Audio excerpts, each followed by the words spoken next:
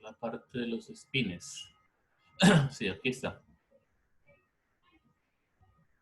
La verdad, el asunto de los spines, para ser sinceros, eh, la, la mecánica cuántica realmente no lo puede explicar usando la función de onda. Esa es la realidad. El spin aparece de manera muy natural en modelos, o mejor dicho, en las teorías cuánticas relativistas. Pero la mecánica o la ecuación de Schrödinger, la mecánica cuántica, al menos al nivel de clásico, pues entre comillas, o sea, no relativista, ahí, ahí no está realmente incluido el spin. El spin hay que trabajarlo como, digamos, como algo, aquí a ese nivel, trabajarlo como algo aparte. Otra propiedad eh, que tienen las partículas. Eso es lo que pasa con el spin.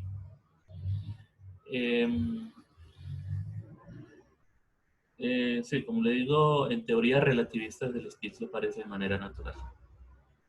Entonces, pero eh, el momento angular nos puede de pronto dar unas pistas al respecto. Aquí está el momento angular que había mencionado ya en la clase anterior, en donde eso es una cantidad física, producto cruce entre la posición y el tiempo, perdón, entre la posición y el momento. Entonces, esto se puede volver un operador, pues cambiando a P por su correspondiente operador momento, que es aquí indicado, ¿sí? Y se vuelve un operador, el operador momento no angular. Entonces, así como ocurría con las otras variables o con las otras cantidades, el momento no angular eh, tiene que ver con las rotaciones. Entonces, si un sistema es invariante bajo rotaciones, pues se conserva el momento no angular y por tanto, pues tiene su correspondiente generador, entonces el generador de las rotaciones. Y cuando uno aplica el momento no angular a una función, hacemos aquí una pequeña rotación, pues entonces la función eh, sufre esa rotación en sus variables, ¿no? Aquí lo que uno ve es básicamente eh, una, una rotación. O sea, fx más una rotación. Se puede indicar de esta manera, no sé, una rotación, una pequeña rotación. La función sobre se rota, ¿no? La función.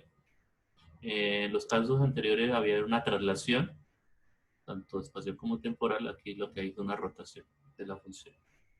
Eso lo indica este operador. Eso no lo puede comprobar efectivamente.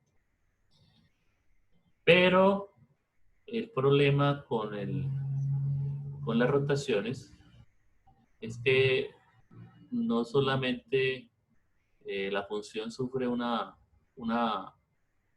rotación, sino que también hay una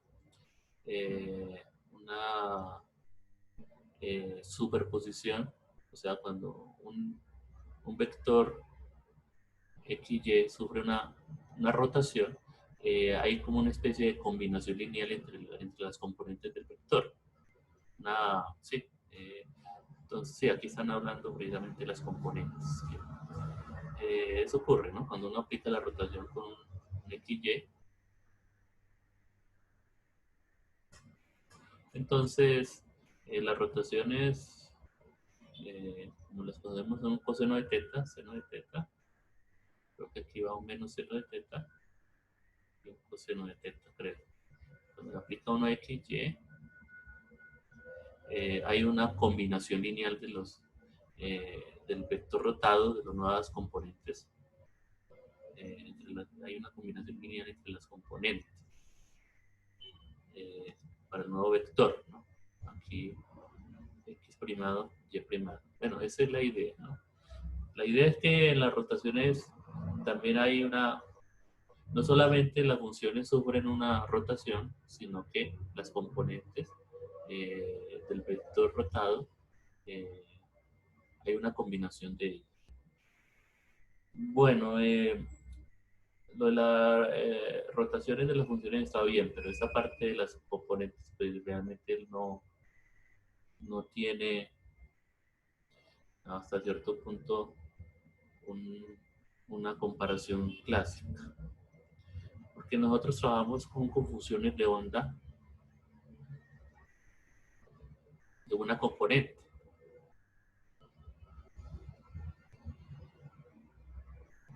Aquí entonces está el problema. Y con una componente, pues, si hacemos una rotación, únicamente estaríamos hablando de, de rotar la función, pero no podríamos hablar de combinaciones en la rotación. Entonces, por eso aquí se considera que de alguna manera el spin trabaja con dos componentes. En la mecánica, en la teoría cuántica, la mecánica cuántica, en la teoría cuántica de campos, se trabaja con la función de onda de Dirac, que tiene 4 componentes. Y ahí sí es natural hablar de ese tipo de cosas. Y aquí realmente no es tan obvio. Pero porque es una teoría relativista, la ecuación de Dirac. Ahí sí se puede hablar de eso. Entonces, como tratando de Profe, perdón. sí, sí, Esas señor. componentes a las que se refiere ahí es diferente a, a una combinación lineal de las soluciones que veíamos antes. Estas dos, no. Sí, pues Combinación es que lineal, antes, a ver, ¿en qué parte? sí, en esa parte, es que antes habíamos dicho que la función de onda podía ser una combinación lineal de otras Sí, funciones sí, de sí, onda. claro, Sí, o claro. sea, esto de acá es Pero, diferente a eso, o sea, no es... sí, no, porque es que lo que está hablando Ah, combinaciones, ya. pero de, de una onda, ¿no? De unidimensionales. O sea, Ah, ya. la superposición, ¿no? Tenemos varias soluciones, entonces la sumatoria, la combinación de ellas, aquí, es es también solución, eso está bien, eso también es solución, aquí está. Ah, pero estos, o sea, estos son diferentes sistemas, o sea, ¿qué Claro, representaría estos sistemas con varias componentes? eso es otra cosa. En lo que hemos hablado aquí es superposición, pero mire que esas son de una componente. Una onda, le sumo otra, y me da una onda resultante. ¿Sí? Ah, Una listo. suma. Pero aquí es funciones de onda de dos componentes. Eso realmente eso no, eso realmente no lo hemos trabajado. Ah, listo. Nosotros hemos trabajado con la ecuación de Schrödinger que tiene una sola componente. O sea, la función de onda es una función de onda compleja. Eh, sí, es una función de onda compleja, bueno, pero de una componente, ¿no? Es unidimensional. Es unidimensional. Eh, bueno, unidimensional en el sentido de que tiene una sola componente, no que la dimensión del espacio vectorial es infinita, ¿no? Pero de pronto aquí de pronto puedo confundir, ¿no? Es de una componente.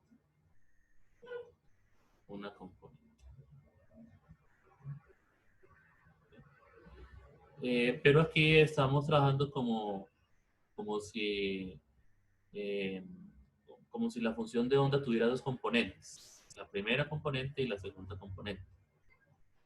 Pero esto es, como le digo, para poder interpretar el spin.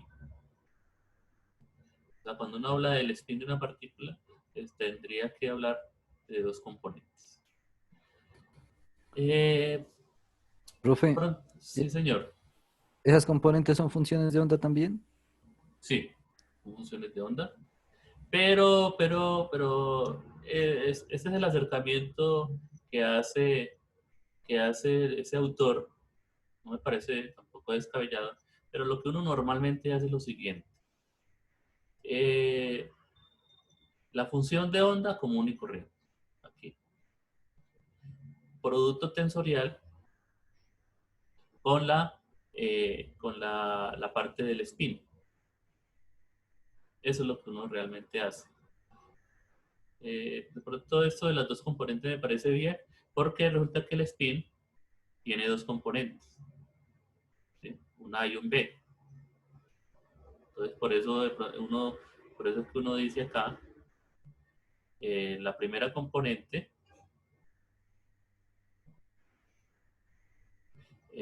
con su A y con su B aquí la segunda componente. No está mal, no me parece mal. Pero normalmente lo que se hace es esto, realmente. Esto es lo que se hace. O sea, aquí tenemos la función de onda de una dimensión, sí, con una sola componente, y acá el spin, que sería con sus dos componentes, A y B. Así es como se trabaja realmente. Pero en el fondo estaría, digamos, diciendo esto, ¿no? Es aquí como tratando de seguir al autor, ¿no? Pero no está mal. No está mal de verlo de estas dos maneras. Efectivamente, nosotros lo vamos cuando uno habla de una partícula, entonces la partícula tiene una función de onda asociada, típica, ¿no? Sí, su estado vectorial. Y tiene un spin, que está aquí, las dos. El spin tiene dos componentes, mientras que la función de onda es de una sola componente. Eso de pronto, y acá pues se están tomando, digamos, las dos posibilidades. Entonces, en el caso del momento angular, en el caso del spin, entonces, por un lado, uno puede hacer cambios espaciotemporales en las coordenadas, ¿sí? Usando el generador que hace esos corrimientos, ¿no? Esos desplazamientos espaciotemporales. En el caso entonces aquí está la transformación sobre la función por un, por una transformación espaciotemporal, o también, diría uno, por una, o también por una rotación, ¿no? Lo mismo, es el mismo tiempo, el mismo truco, ¿no? Aquí sobre una rotación. Pero también, por otro lado, también las transformaciones de objetos multicomponentes, como lo que estoy mencionando aquí, también se pueden mezclar las componentes, que es lo que ocurre cuando uno hace la rotación en el plano cartesiano de la X y Y, que sobre la rotación hay una combinación de las coordenadas X y Y para las nuevas coordenadas primadas. Entonces, nosotros nos vamos a enfocar ahora en esta parte, en la parte de la mezcla de las componentes. Aquí está el ejemplo. Tenemos esas componentes y aquí hay una mezcla de ellas y obtenemos estas otras componentes. Aquí hay un caso muy particular en donde hay un cambio, ¿no? Es un caso particular en donde la componente 2 pasa a la vamos a hacer con la componente 1 y viceversa. ¿Sí? Es un caso particular. Y hay muchos casos. Por ejemplo, aquí tenemos el caso de un cuadrivector. Podría ser el cuadripotencial en la mecánica, en la teoría electromagnética. Cuando uno hace una transformación a otro sistema de referencia, hay una superposición de las componentes. Cuando uno hace una transformación de Lorentz, entonces es algo parecido. Entonces, a ver, el generador que causa la mezcla de las componentes.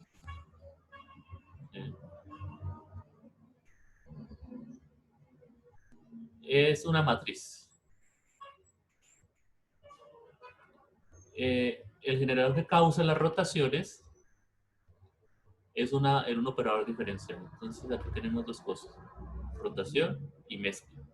¿Okay? Entonces, para la rotación, operadores diferenciales, y para la mezcla, matrices. Entonces, aquí está el caso de los operadores diferenciales, pues tenemos aquí el famoso momento angular. Este es el caso que este es el que se encarga de hacer las rotaciones. Se le conoce como el momento angular orbital, este típico operador, momento angular. Mientras que para el caso de la mezcla de componentes, tenemos la matriz. Aquí está.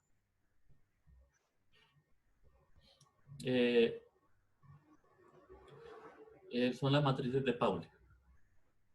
Estas son las matrices de Pauli. Aquí están. Son estas. Esta teoría fue desarrollada pues, precisamente por Pauli, tratando de poder entender los espines de las partículas.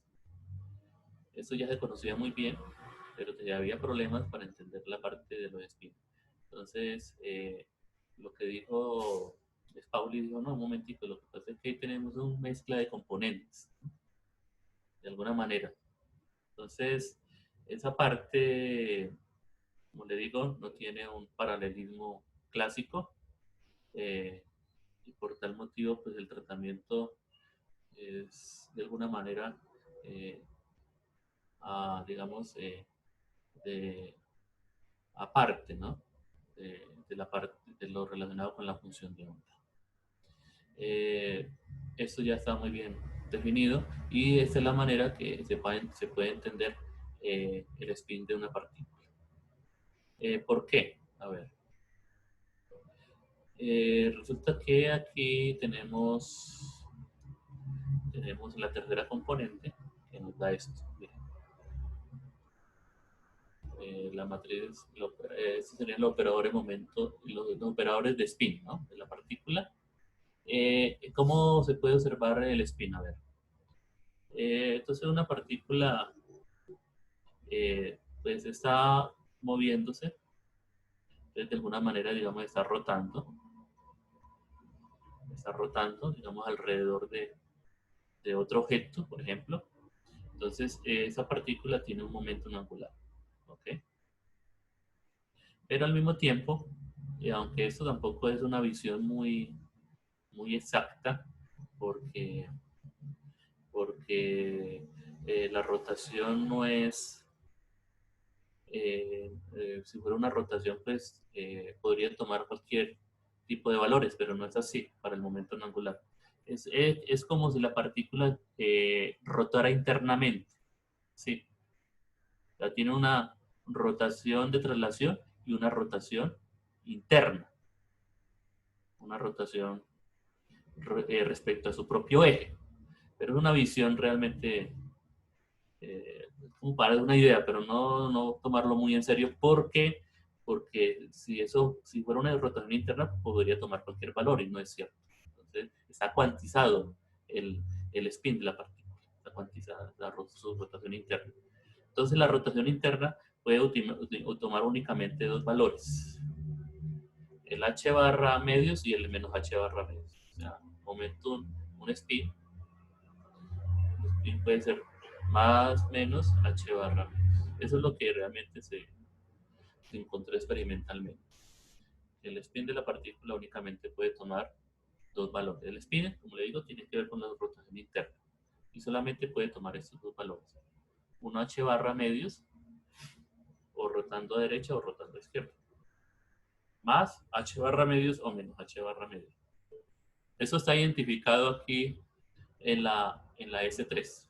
Miren. H barra medios, sigma 3. Mire, aquí están en la diagonal, entonces los autovalores pues son, como están en la diagonal, pues inmediatamente, los autovalores de esa matriz, que son h barra medios y menos h barra medios. Esos autovalores corresponden al spin de la partícula.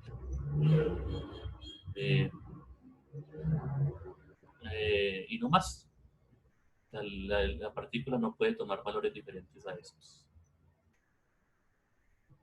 ¿Sí? Si se viera como una rotación interna, pues uno diría, porque no puede tomar más valores, puede girar más rápidamente o menos o más lentamente, pero no, no lo hace, solamente puede tomar esos dos valores. Eso es un resultado muy experimental.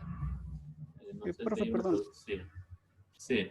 pero el S2 no tendría, esos valores no serían imaginarios. El S2, el S2. Sí, sí, sí, son imaginarios, pero son hermíticas. Recuerde que una matriz hermítica tiene autovalores reales, ¿sí? Ah, ya. Sí, O sea, sí. con el valor esperado ya. Ah, listo. Sí, el valor Ya, esperado gracias. es real, ¿no? Son hermíticas, pero son con los valores esperados reales, obviamente, ¿no? Sí. Aquí también ocurre lo mismo, ¿no? Todas las matrices. ¿Qué pasa? A ver, aquí también otra cosa caprichosa. ¿Por qué el S3 es diagonal y los otros no son diagonales?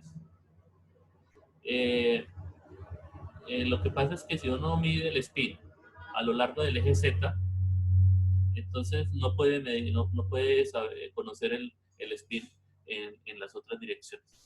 Eso viene del momento angular, que nos decía que Lx, Ly, por ejemplo, era igual a IH barra LZ, creo que sí, no estaba bien, muy mal.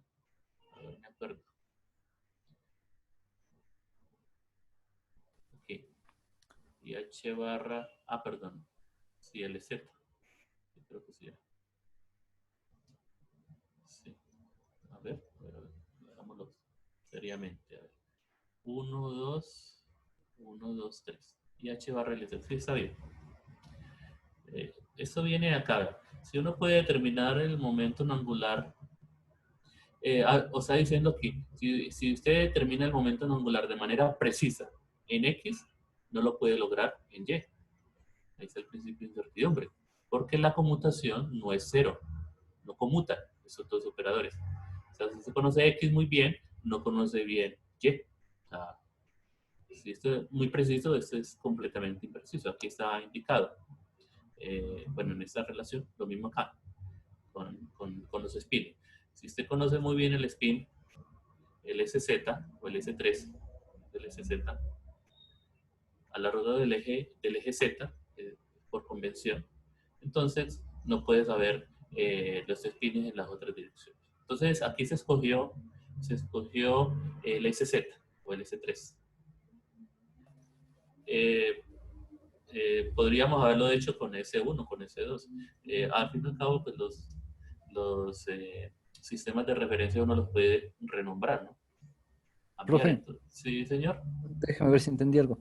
Entonces esos spins S1, S2 y S3 son los estados de rotación, digamos, de esa rotación que nos imaginamos en la partícula. Sí, digamos que sí.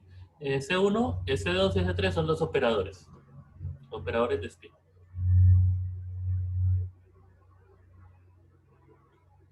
De spin.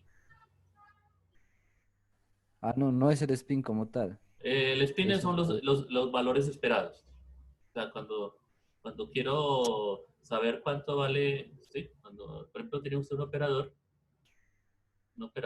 A, si quiere saber qué mide con respecto a ese valor, con respecto a ese operador que hace, usted encuentra los autovalores. Eso es lo que usted mide de ese operador hermítico, ¿no? Los autovalores es lo que usted va a medir, ¿sí? Sí. De esa cantidad. Entonces aquí S3, S1 y S2 son los operadores de spin. Entonces, si usted quiere medir el spin, pues calcule sus autovalores.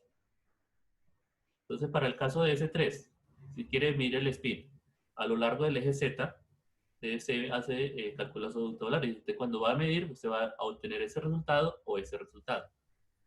¿Sí? Cualquiera de Profe, los. ¿y ¿Sí? entonces por qué son tres operadores? ¿Por qué son? Porque el spin, la partícula puede tener spin a lo largo del eje Z, a lo largo del eje, eh, a ver, hagámoslo acá. Aquí tenemos X, Y, Z, de la partícula. Usted puede medir el spin a lo largo del eje Z, o puede medir el spin a lo largo del eje Y, o del eje X, ¿sí? Entonces, si usted lo mide a lo largo del eje X, pues va a obtener los mismos resultados. Calcule los autovalores de ese, por ejemplo, S1 o SX. Los autovalores. Ah, profe, Calcúlelos.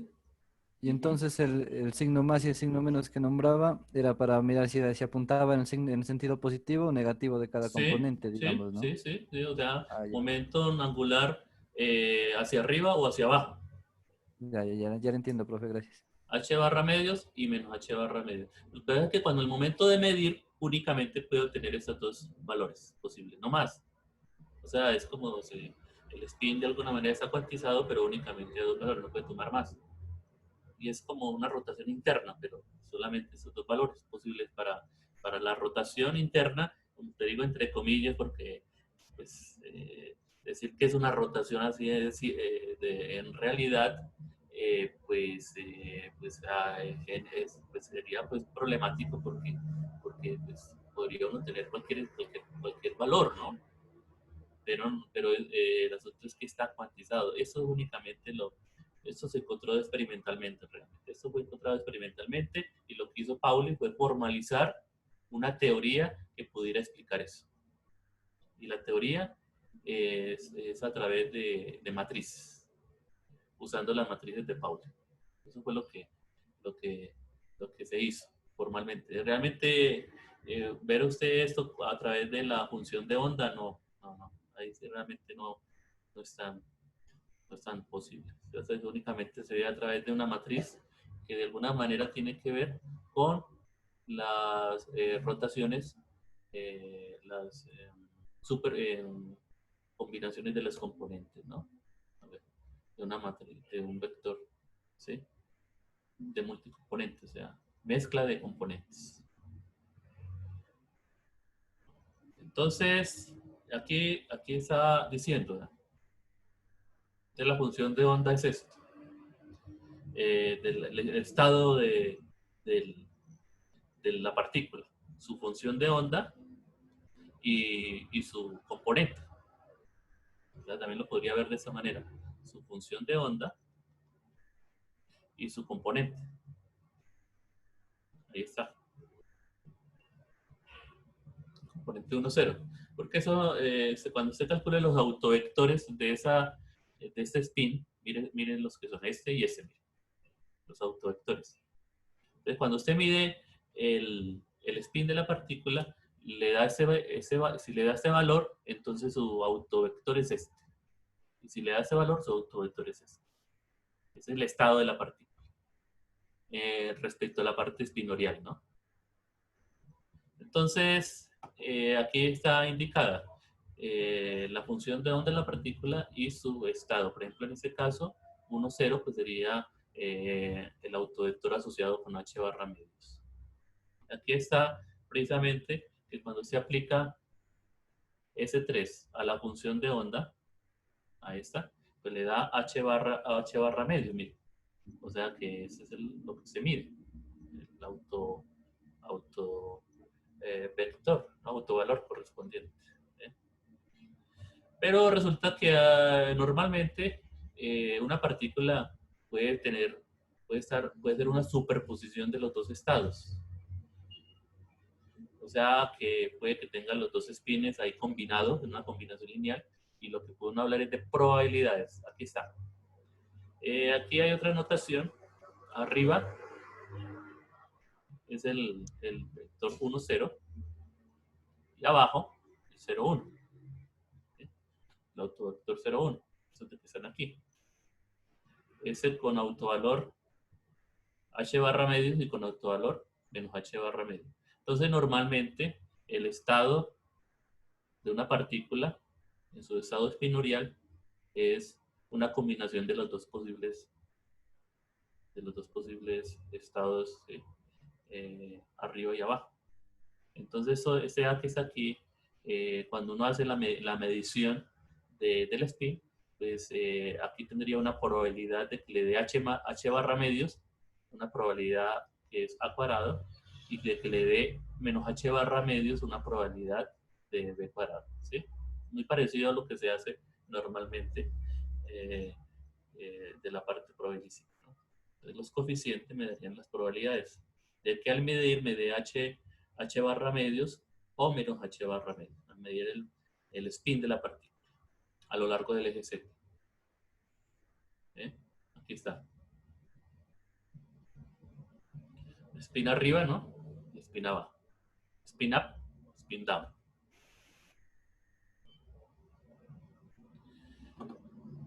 Entonces, el punto crucial. A diferencia de la mecánica del régimen de la mecánica clásica, bajo el cual el momento angular puede tomar cualquier valor, en mecánica cuántica el spin solo puede tomar uno de dos valores, ya sea medir medimos el valor h barra medios o medimos el valor menos h barra medios. Es decir, no hay un valor intermedio, nada por el estilo. El spin está cuantizado. Esto fue muy sorpresivo, porque si el spin está relacionado con la rotación interna, pues uno podría asumir que si más rota, pues más momento angular, y si rota menos, pues, pero no, no es así. Hay un experimento muy famoso en la física, se llama el experimento de Stern-Gerlach. Aquí se demuestra fehacientemente ese fenómeno, de que el spin está cuantizado.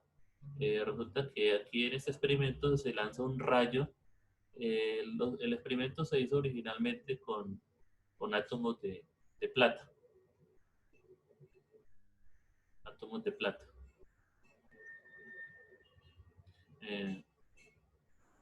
Pues la plata, los átomos tienen una particularidad, y es que solamente tienen, a ver, todos sus orbitales están ocupados y hay únicamente un electrón de valencia.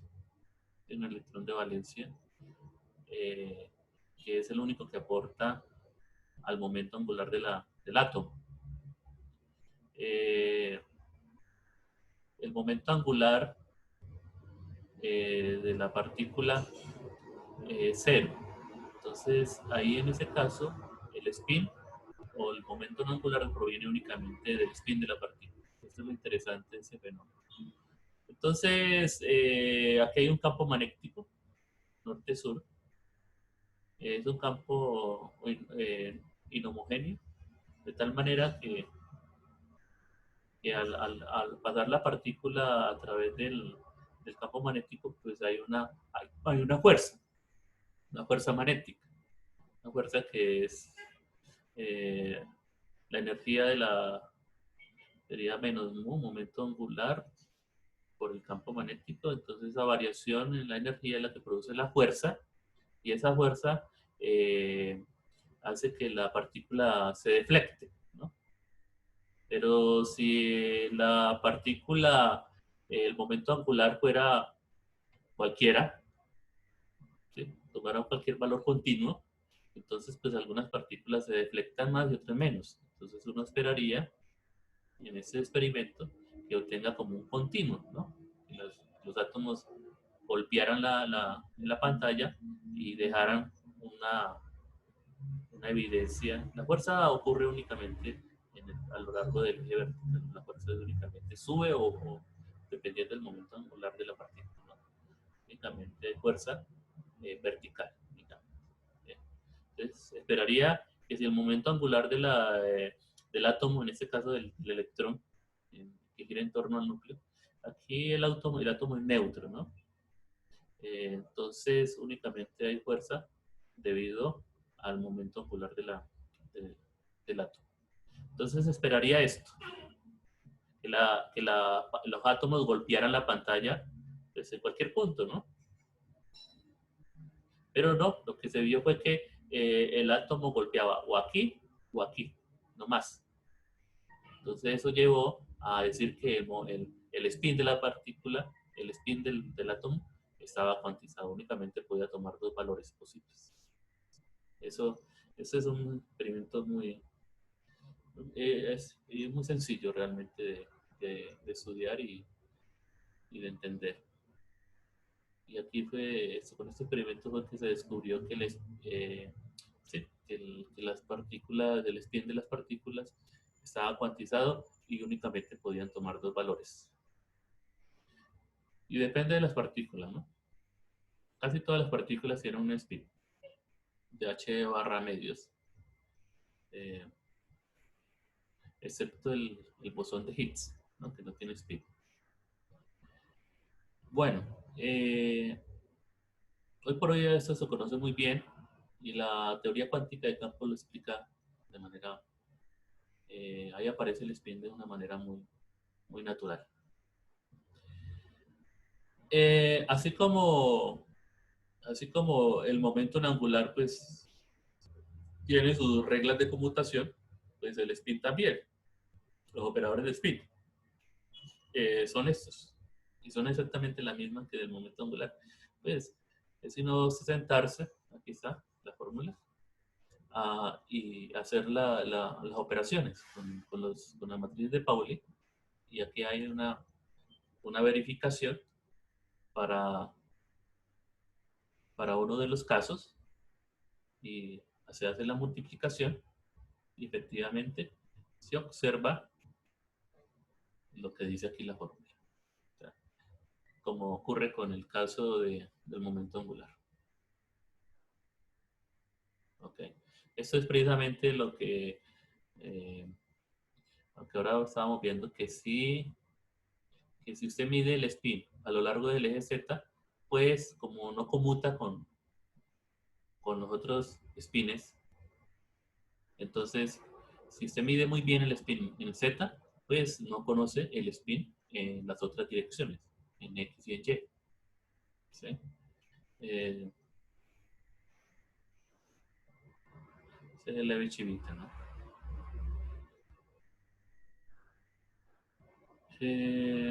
A ver.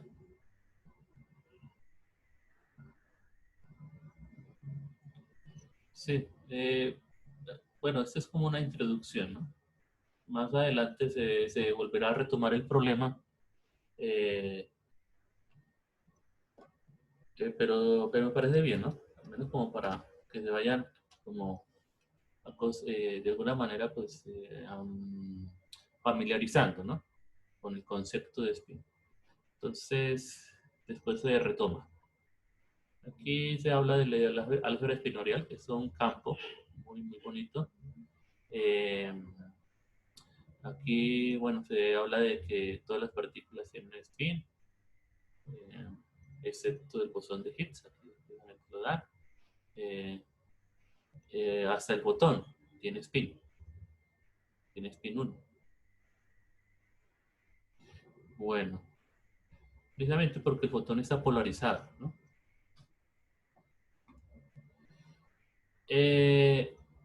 Bueno, y finalmente aquí, a ver,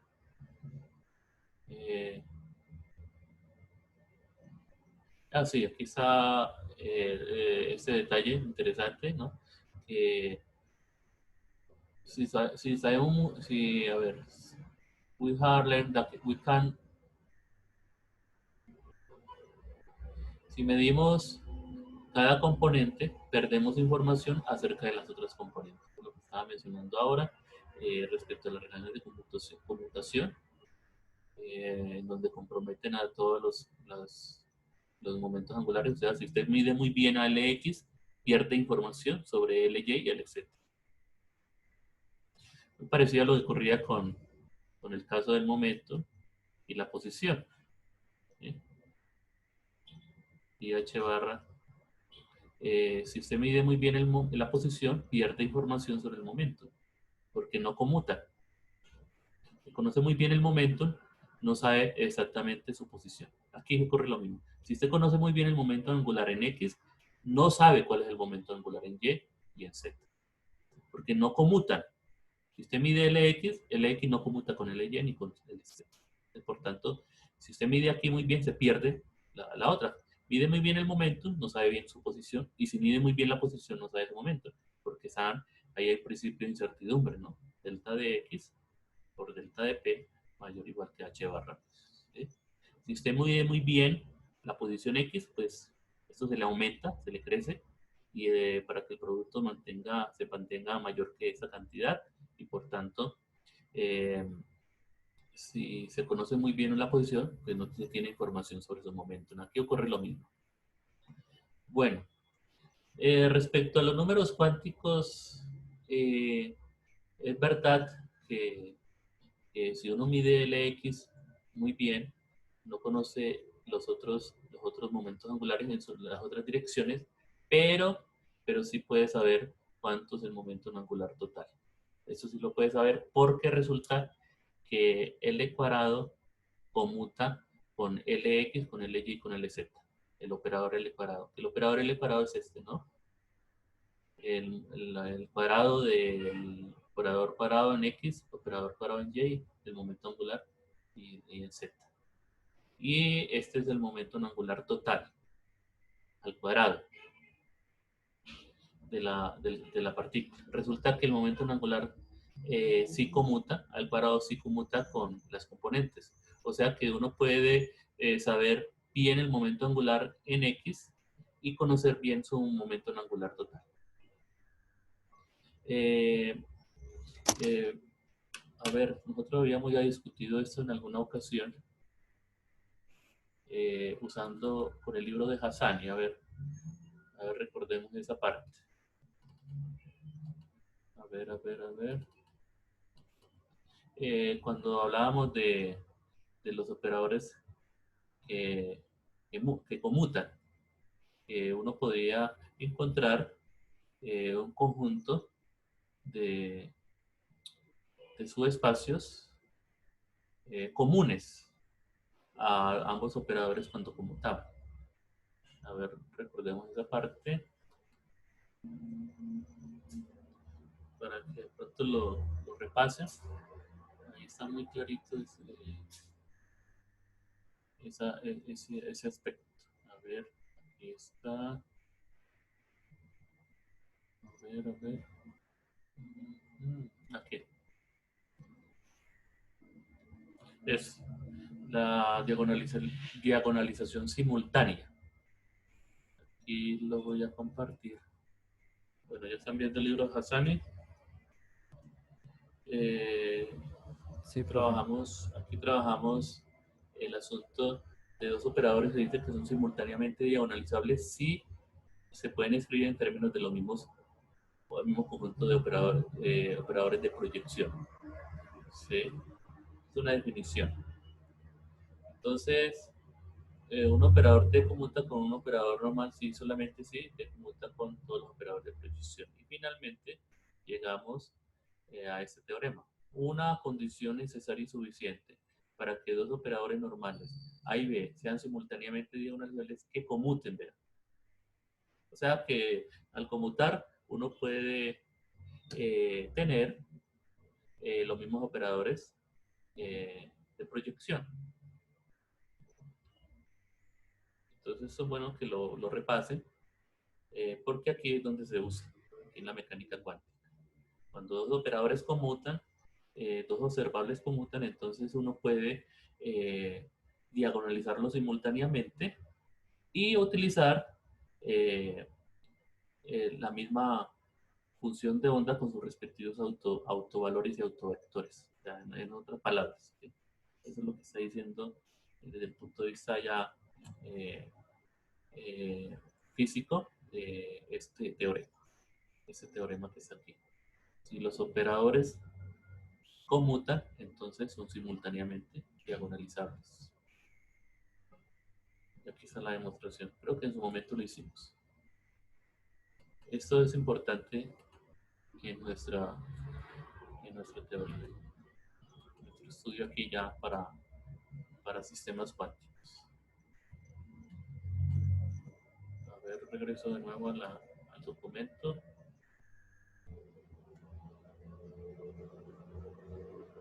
Bueno, ya se ve que está en el documento. Entonces lo que estamos aquí viendo es precisamente que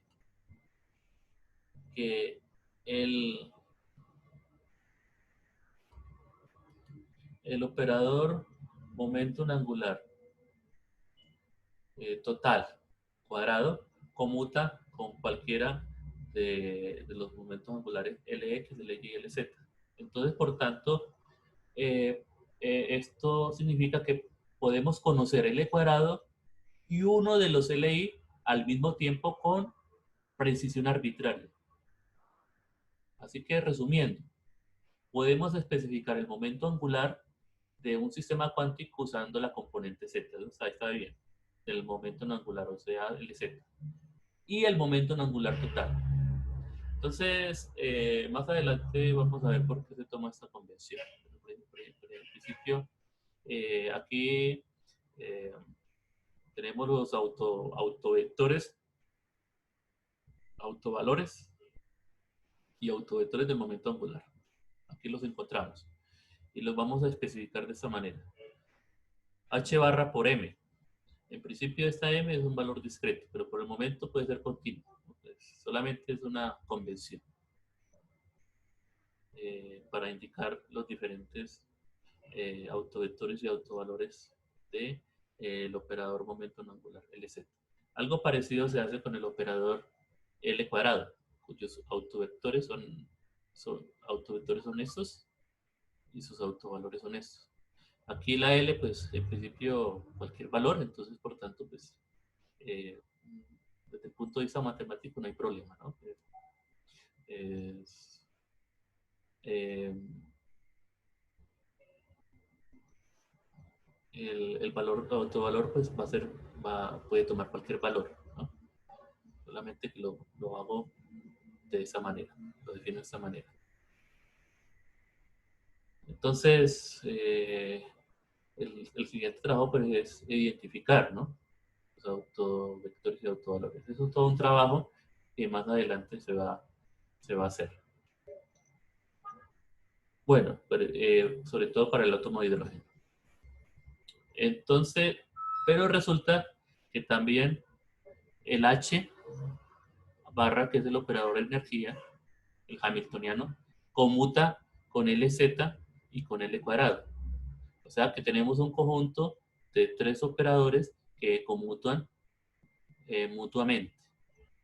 O sea que, de acuerdo al teorema, ya les mencioné anteriormente, de Hassani, podemos diagonalizar simultáneamente los tres operadores y medirlos simultáneamente sin que haya alteración, porque como ya entre ellos conmutan, entonces pueden medirse cualquiera de estas cantidades con, con, con mucha precisión. Entonces, finalmente, los autovectores se pueden identificar así. L, el autovalor, momento angular total, cuadrado, orbital. El LZ y el relacionado con la energía, el hamiltoniano con H. Aquí están los tres digamos, entre comillas, pues los números cuánticos con los cuales puedo identificar la energía de la partícula, su momento no angular en Z y el momento no angular orbital al cuadrado.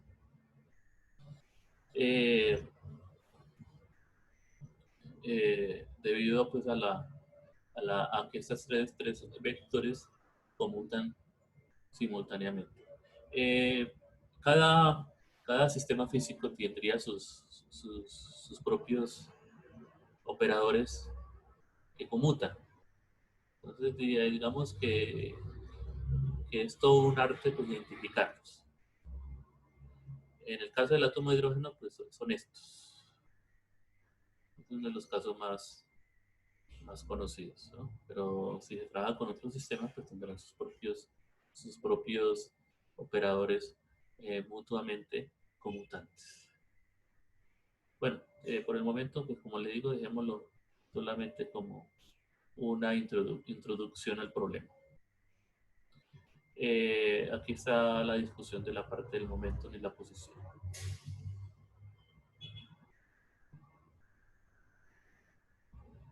Bueno,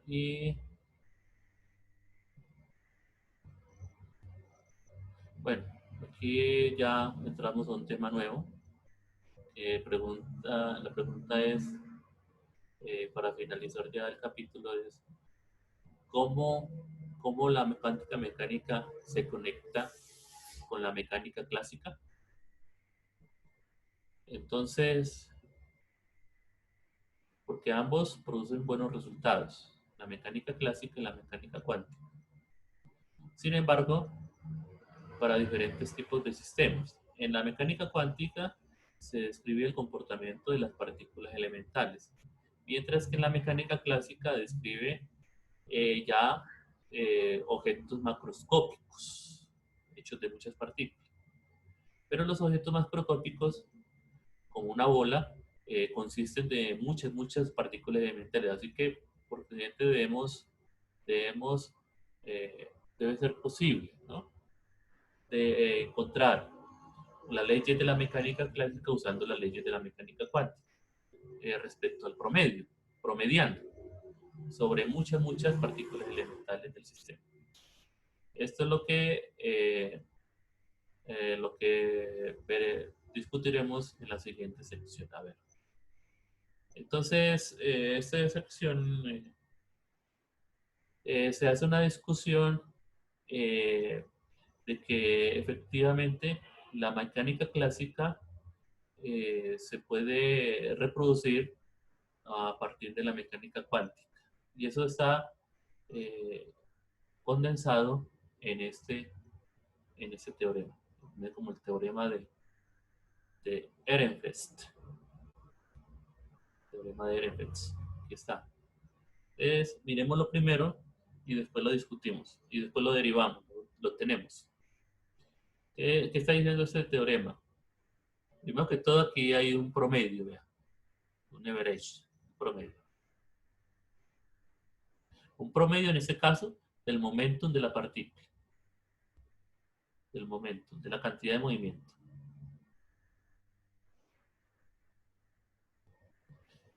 Entonces, aquí estaríamos encontrando el momentum, o sea, el promedio del momentum de la partícula, o sea, lo que digamos que de alguna manera lo que uno mira a nivel macroscópico.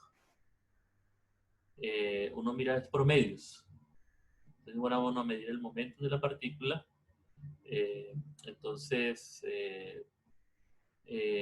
macroscópicamente, ve uno un valor promedio y ese es el que vamos a someter vamos a aplicarle una derivada para ver cómo varía ese momento en función del tiempo. Entonces la mecánica clásica dice que la derivada del momento de una partícula con respecto al tiempo es la fuerza, ¿sí? De P de T, digo la fuerza, ¿no? Conocido por ustedes de mecánica clásica.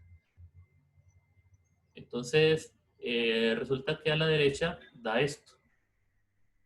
Mire este resultado. Y esto que está aquí adentro, derivada de Px con respecto a x del potencial, bueno, incluso con el menos, nosotros sabemos que la fuerza es, desde el punto de vista clásico, es menos la derivada del potencial con respecto a x. La fuerza en este caso, digamos, la fuerza en x, ¿no? Y hay que tomar en cuenta que aquí estamos trabajando, digamos, a ver, aquí no me gusta mucho, está como raro, ¿no? Realmente debería ser, no, aquí no está bien, aquí debería ser un delta, ¿no? Estamos en 3 dimensiones, ¿no? Que sí, aquí está mal. Aquí sí está bien, ¿verdad? Delta, qué raro, ¿no? A ver, sí, delta de F, menos delta de B es la fuerza. Es raro, ¿no? Entonces se les fueron la luz. Esto aquí no es un dx, porque si era un dx, sería la px aquí. Únicamente la componente x, ¿sí? Pero aquí es la momentum total. A no ser que de pronto estén diciendo aquí que es px. Ahí sí. Pero tampoco es tan grave. Entonces, podríamos decir aquí, así de esta manera. Porque nosotros sabemos que la fuerza es menos el gradiente del potencial. ¿Sí? Lo que sabemos nosotros. Entonces, ¿qué está diciendo acá?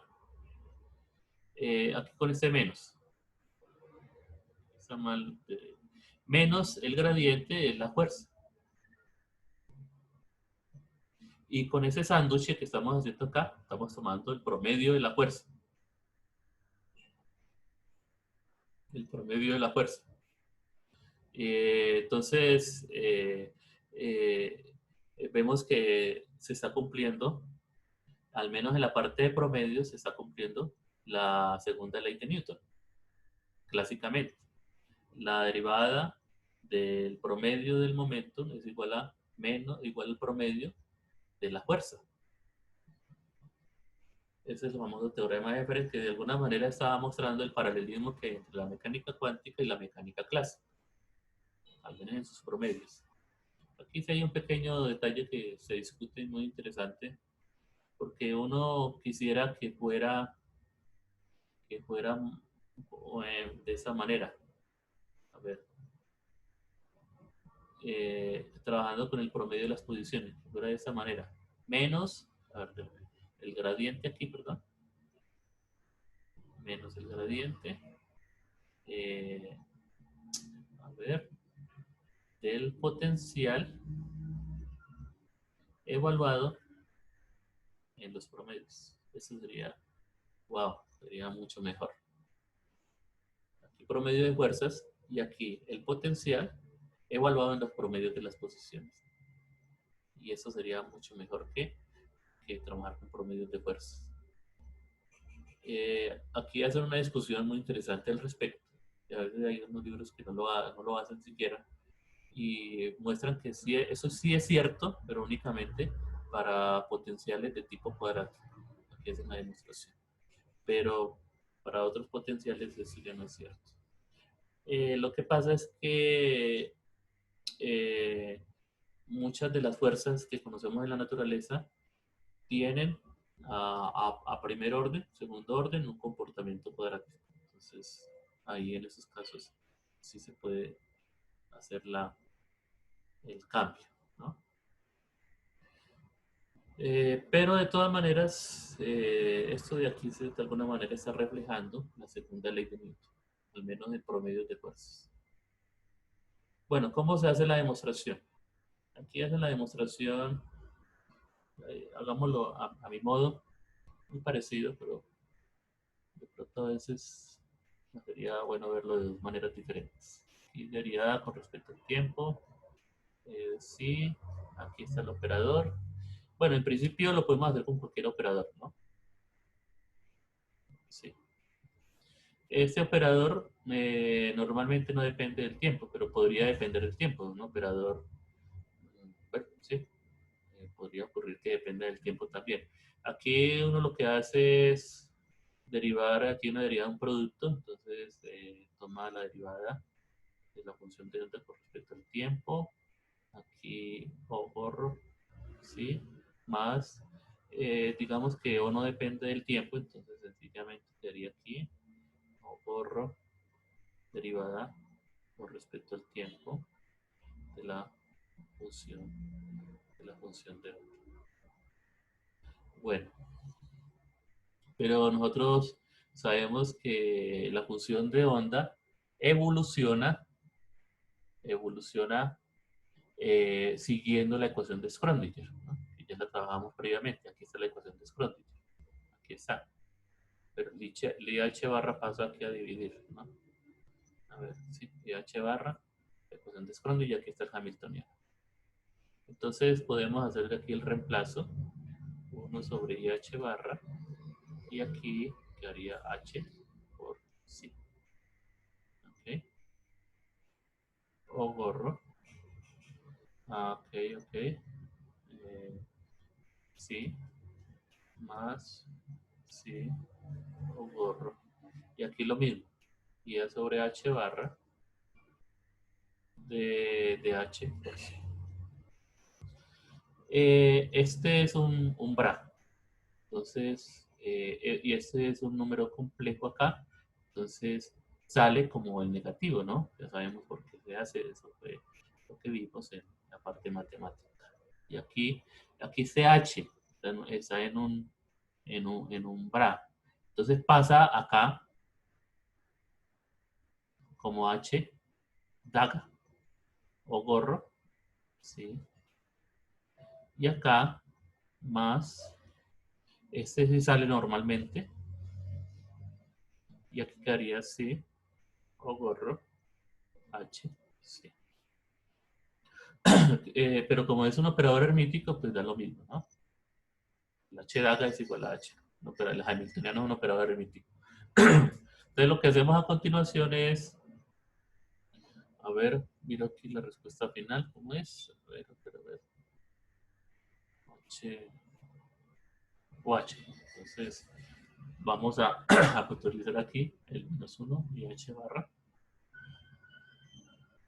Aquí sí, este lo unimos con este de acá. Sí, este sale de aquí con este, entonces quedaría aquí. eh, quedaría aquí. A ver, HO. A ver. No, utilicemos mejor este.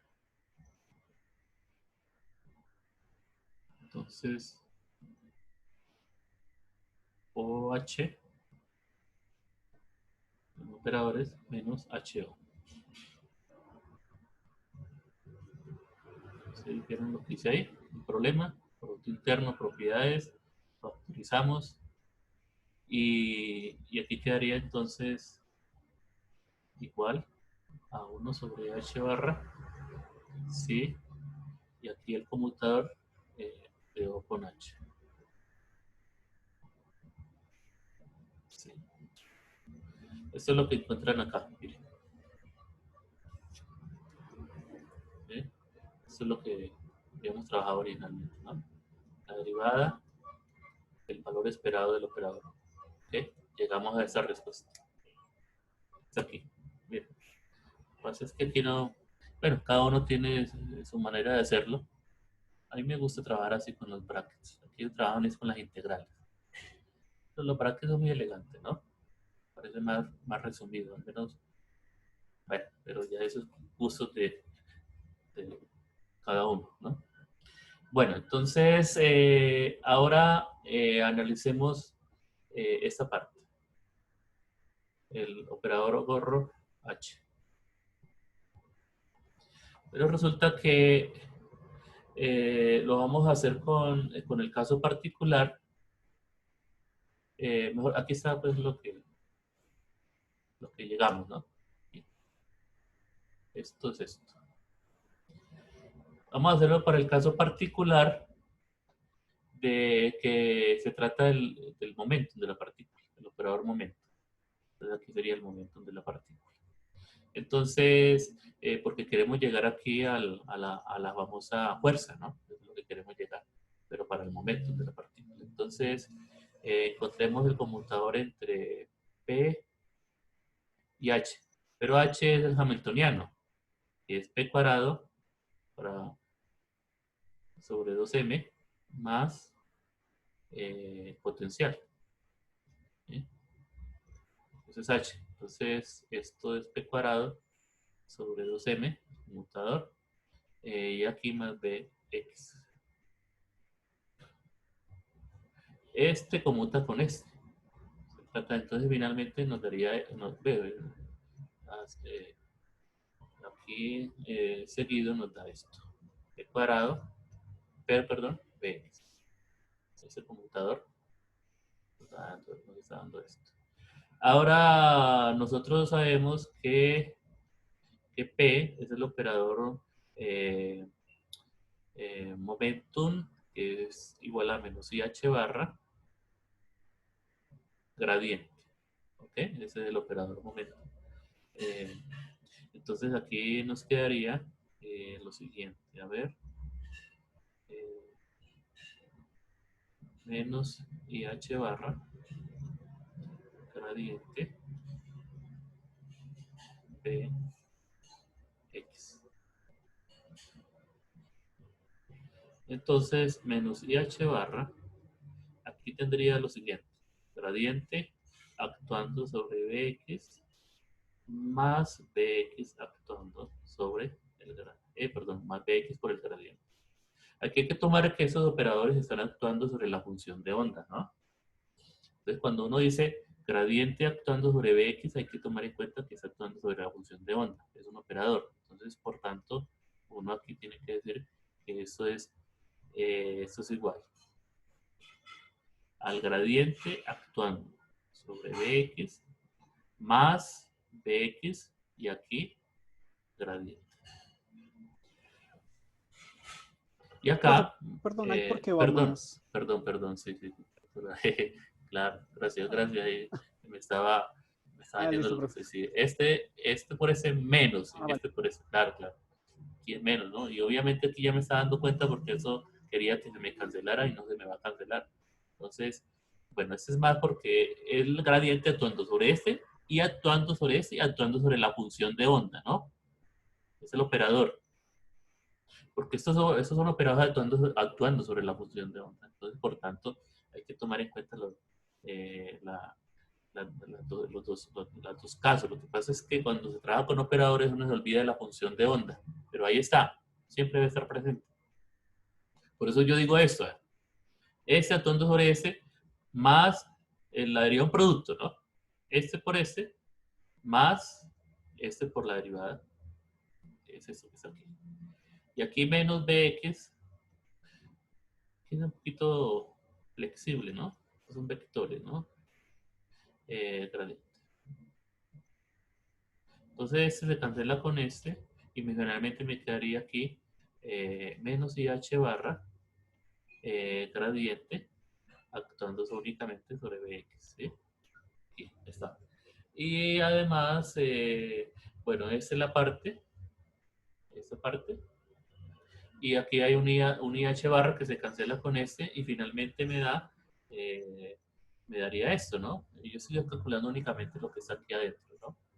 Pero hay un promedio, entonces finalmente tendría que la derivada con respecto a t del momentum promedio igual a menos lo que había dicho, un promedio de delta de la gradiente del potencial y eso es lo que conoce como la fuerza. Ahí llegamos a la respuesta. ¿Sí? Yo lo hice por este camino. Miren, es cortico. Aquí lo hicieron por un camino, no sé si corto, largo, bueno, parece igual. Trabajando ya en la representación de las posiciones, entonces se meten con integrales. A mí me gustan los brackets, realmente. Me gusta, parece más condensado. Trabajando únicamente con el conmutador. No vale la pena meterse con integrales. Bueno, cada uno con sus gustos realmente. Si lo entiende mejor por ese lado, pues bienvenido. Si lo ve por ese lado, mejor. Tampoco está mal. Bueno, entonces finalmente llegamos y hemos demostrado el teorema de Ehrenfest. ¿Ok? Entonces, esto es como una explicación de que efectivamente los fenómenos cuánticos eh, se reducen al límite clásico respecto a sus promedios. Entonces, no hay una contradicción entre la mecánica clásica y la mecánica cuántica. Bueno, finalmente, como para resumir, pues me gusta este resumen, muy bonito, como que recoge todo lo que hemos trabajado hasta ahora y esto de alguna manera pues, reafirma nuestros conocimientos. Entonces, dice aquí el resumen. Empezamos con una corta discusión del famoso problema, famoso experimento de la doble rendija. Y la lección clave que hemos aprendido aquí es que necesitamos ondas para describir las partículas. El problema de la doble rendija, la famosa interferencia, solamente se puede explicar si las partículas de alguna manera tienen asociada una onda, ¿no?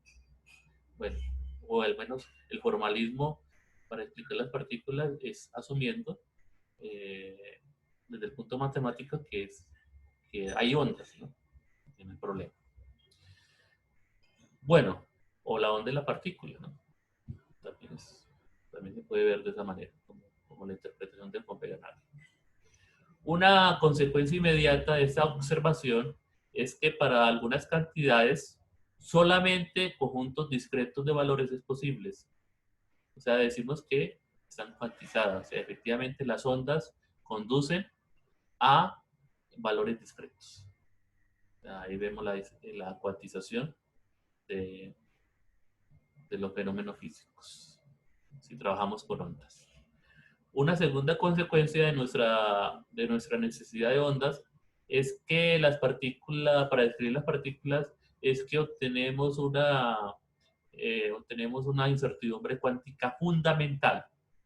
Por ejemplo, cada vez que medimos el momento, cambiamos la ubicación y viceversa. Por su consiguiente, es imposible conocer el momento y la ubicación de la partícula al mismo tiempo con arbitraria precisión. O sea, esto es un resultado de las funciones de onda, de las ondas, que llevan a un principio de incertidumbre. Sobre todo si se trata de operadores que no conmutan, ¿no? Bueno, después de esa discusión preliminar, la mayoría de características importantes de la mecánica, de las características más importantes de la mecánica cuántica, empezamos a discutir, a pensar acerca de cómo podemos describirlas dentro de una teoría física. A ver, la idea básica fue introducir el objeto abstracto, estado vectorial, el cual describe el sistema en cuestión. Además, introdujimos los operadores cuánticos que podemos usar para extraer la información respecto al sistema. Entonces, por ejemplo, para saber el momentum, pues lo que hacemos es encontrar sus autovectores, autovalores, ¿no? Los autovalores eran momentos de la partícula. Eso es lo que me estaba preguntando aquí el joven sobre el spin, ¿no? Así es siempre. O sea, en mecánica cuántica, los observables son operadores y lo que se mide, o los autovalores solo es lo que se mide en el laboratorio, ¿no? Los resultados experimentales, los autovalores. Entonces, aquí también pues, se tomó en cuenta que pueden haber una superposición, y entonces aquí es donde entra la parte probabilística, ¿no? Que si hay una superposición de muchos estados vectoriales, entonces cuando uno hace una medición, lo que puede obtener cualquier resultado y con cierta probabilidad de obtenerlo. Y eso lo mide, esa probabilidad está medida por los coeficientes que acompañan a la combinación lineal. Por ejemplo, en este caso se trata de momentum de las partículas con sus diferentes autoestados. Entonces, uno puede obtener este momentum, uno puede obtener ese valor, pero cada uno con cierta probabilidad. Aquí están las probabilidades, que son los valores absolutos de los cuadrados, de los coeficientes que acompañan a los autovectores. Y aquí está el promedio, ¿no? Cuando uno mide, pues el promedio ese es el valor que tiene. Desde el punto de vista clásico de lo que uno mide todo el tiempo, ¿no? Las fluctuaciones son muy pequeñas. Pero en mecánica cuántica, pues trabajando con partículas, ahí pueden haber fluctuaciones muy grandes en los resultados finales.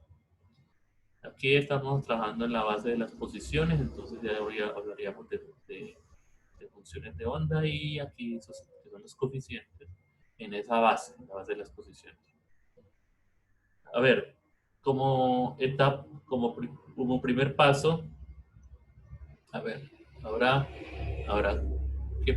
los operadores cuánticos, a ver, ¿cómo lucen los operadores cuánticos explícitamente? ¿Cómo se ven? ¿Cómo se ven los operadores cuánticos explícitamente? Entonces, esto viene del teorema de Noether, que nos dice que por cada simetría del problema hay una cantidad que se conserva. Entonces, a ver, Por ejemplo, la simetría bajo traslaciones espaciales conduce a la conservación del momento. ¿Sí? Entonces, aquí podemos tomar pequeños recorridos al hablar. A ver, un momento, another short side trip, todo habla. Ah, no, aquí hablemos, podemos en otro, un camino, a ver, adicional para hablar de simetrías en general. Eh, la lección clave que aprendimos fue que la matemática básica, eh, los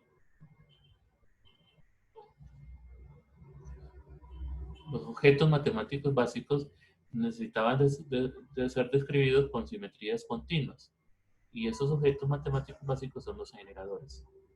Interactuando con estos generadores sobre los objetos, podemos realizar y llevar a cabo una transformación infinitesimal.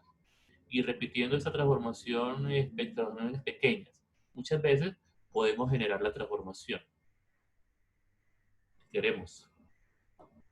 Entonces, conectamos estas dos piezas del rompecabezas y propusimos que los operadores son precisamente los generadores.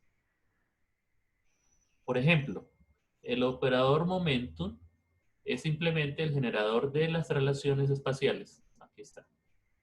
Y, y el segundo ejemplo más importante es el operador energía.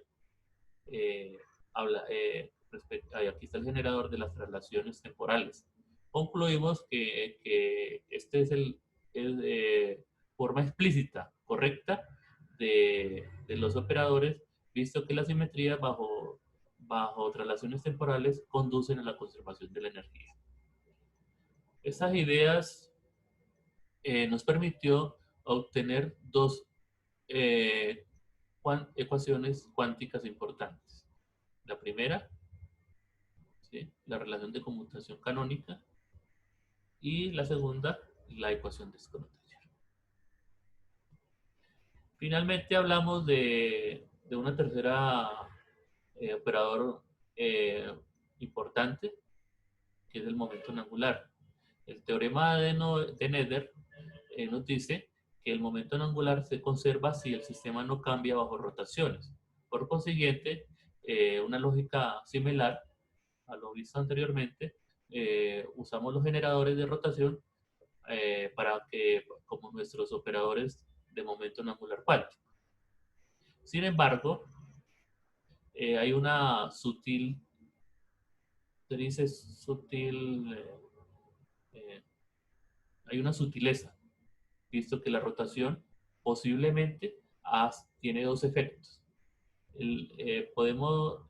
Describimos nuestro sistema con objetos que tienen más que una componente y necesitamos solamente modificar la parte del argumento de la función. O sea, aquí vemos la rotación, ¿no?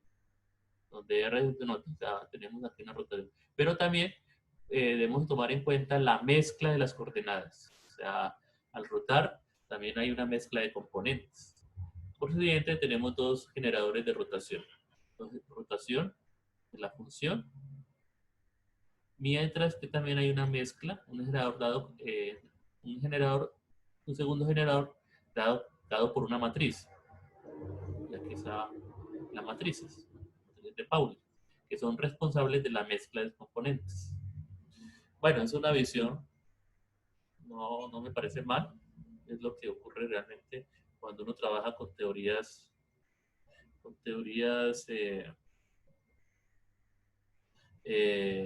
relativistas, de que efectivamente ocurren estas dos cosas. Y por consiguiente, tenemos dos operadores cuánticos diferentes. El operador es para el momento angular, el orbital y el espinorial. El spin. ¿Sí? Y bueno, ese sería como el resumen de lo que hemos visto hasta ahora. Un bosquejo. También aquí las cosas se van repitiendo una y otra vez, de pronto con eso ya vayan captando mejor la información. Bueno, jóvenes, entonces pues dejamos hasta aquí. A ver, ya en la próxima clase ya de pronto ya nos vamos a meter ya más en aplicaciones. Y bueno, y pues voy a intentar a ver si tengo ya lista la tarea para mañana, de lo que nos resta en la parte de las herramientas matemáticas. Bueno, jóvenes, Perdón, entonces, sí, diga. profe. Para ir trabajando los ejercicios para el segundo parcial, Sí, ¿en qué libro nos podemos basar? ¿En el Griffiths o en el Cohen? yo creo que de pronto el Griffiths. El ¿Sí? Griffiths. Ah, listo, profe. Sí, yo voy a ver de pronto, miro cómo están los problemas, que se den de acorde con la teoría, ¿no? Ah, listo, Si profe. se Bueno, necesita algo más, pues habría que ver el Griffiths, ¿no? Pero muy parecido, realmente no cambia mucho. Bueno, listo. joven, Vale, gracias, profe. bueno, hasta luego, jóvenes, que estén muy bien. Hasta Hasta luego, profe. luego. Hasta luego. Luego, profe, gracias.